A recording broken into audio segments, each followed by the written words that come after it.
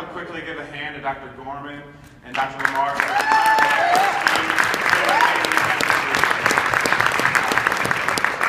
we are the Smiths. I am Matt, and this is my smoking hot wife, Monica. And right now, we just want to share with you a journey we're going through. We are in the huge change in our life, going through a huge change in our life, and we're in the process of building our own tiny house.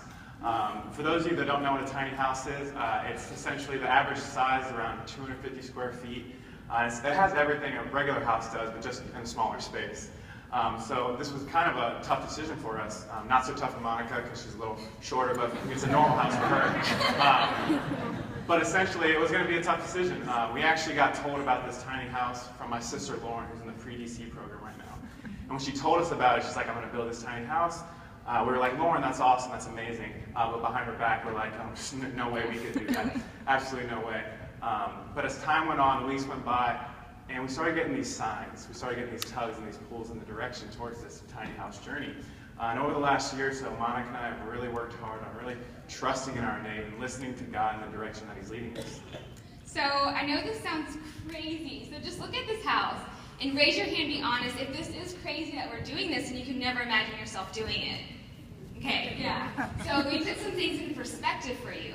So we decided to do this because next year Matt and I are moving to San Francisco to open our practice. We're so excited, so we're researching on the internet, just small bedroom apartments in San Francisco, and we just could not believe the price that we saw. And we calculated that within 10 months of living in San Francisco in a tiny one-bedroom apartment, it would be more expensive than to build and own our own tiny house. So we were like, yeah. And not to mention that soon after we graduate, we're going to have 2 sets of student loans to pay back. So at that point, it was totally a no-brainer.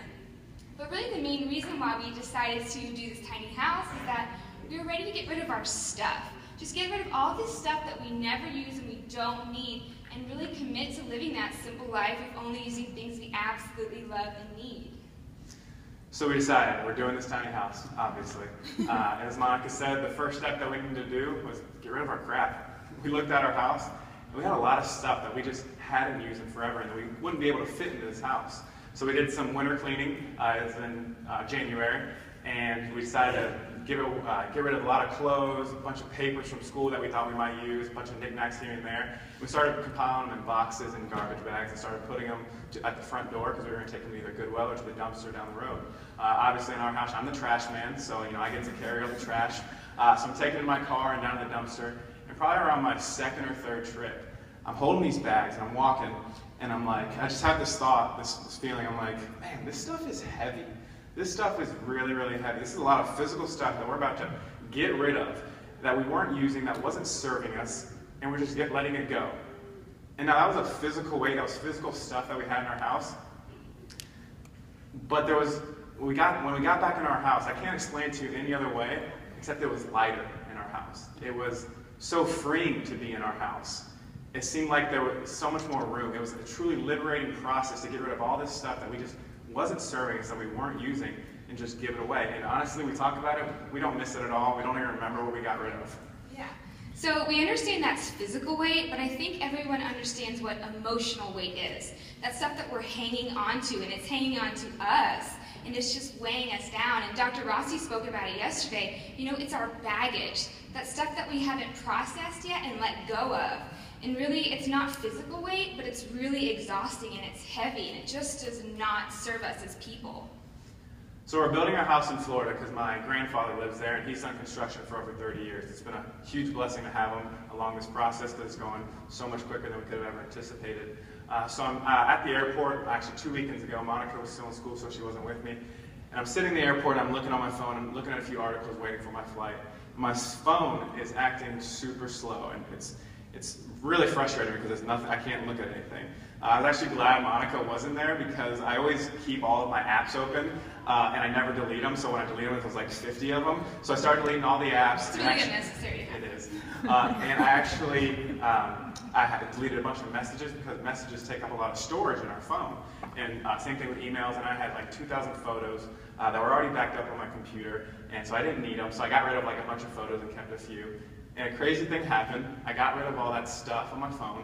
I got rid of storage, cleared up some space, and my phone started working faster, started working more efficiently. Now it's cool to think about that with the phone, but that's really how we work as humans. We have a certain processing capacity. We have a certain processing capacity within our nervous system. And our nervous system is getting bombarded every day with millions and millions of bits of information that it takes in and uses and processes for our growth and evolution as human beings. Now, if we have this emotional baggage that we talked about, essentially what emotional baggage is stuff that we're processing over and over again and not using for our growth and evolution. And still, we're hanging on to it. So if we're hanging on to this stuff, this baggage over and over again, how well do we think that we're processing our current environment, our current experiences? Probably not very well, because we're using so much storage and we're using so much for that we can't be completely present in our present. Can't be completely present. And that right there is the purest form of subluxation.